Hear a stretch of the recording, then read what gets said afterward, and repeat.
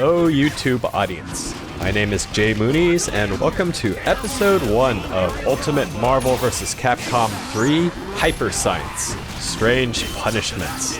I'll work on the titling another time. But the premise of this series is to basically pick apart the properties of unusual hyper combos in this game. The one in this case being the Seven Rings of Raggadorr, Doctor Strange's counter super.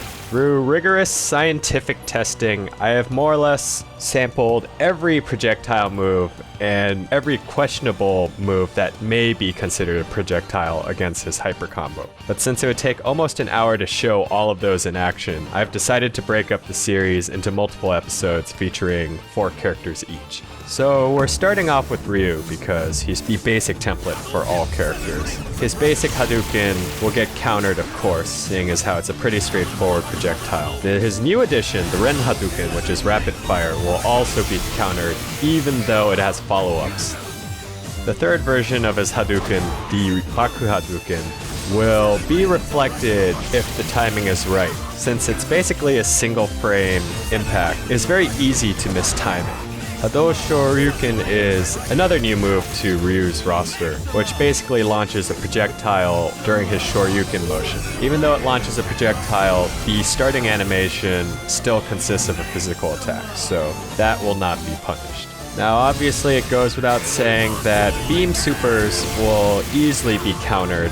The interesting thing about these is that Doctor Strange has multiple frames of invincibility before the Seven Rings of Raggadorr actually activate. It's very forgiving on Doctor Strange's side.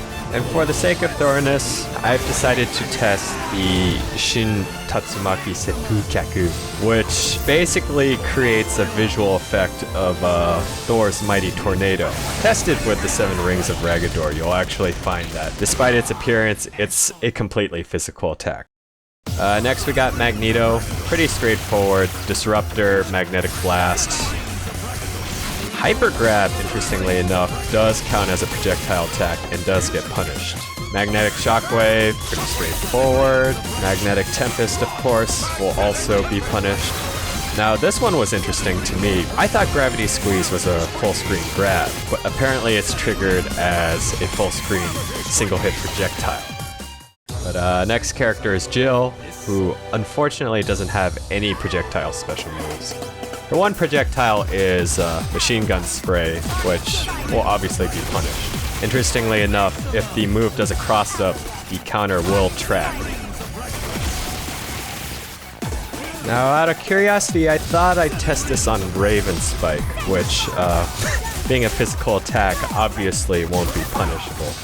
But I've noticed that because of the large amount of invincibility during the pre-execution animation, you could actually dodge the attack if you're extremely desperate and need to cancel out of a normal special. And finally, we've got Deadpool. The machine gun fire will obviously be punished. The Bolo, as well as the Pineapple Surprise, will of course be punished.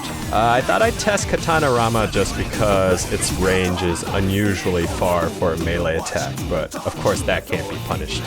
And the third teleport that generates an explosion, interestingly enough, it's actually a melee hit. Machine gun super, pretty obvious there. Much like Raven Spike, the invulnerability of the Seven Rings of Raggadorr will actually allow you to dodge cutting time as well. Finally, in case you weren't initiated, Deadpool's taunt actually inflicts damage, so I thought I'd test this as well. Unfortunately, his taunt counts as a melee attack, so that will not be punishable. But yeah, that was episode 1 of Hyper Science. If there's a specific character you want me to highlight in the next episode, please leave that in the comments. I imagine at a pace of 4, I'll probably be doing about 12 episodes, give or take. So please rate, comment, and subscribe. It really helps me out, and I'll see you guys for episode 2. Thanks.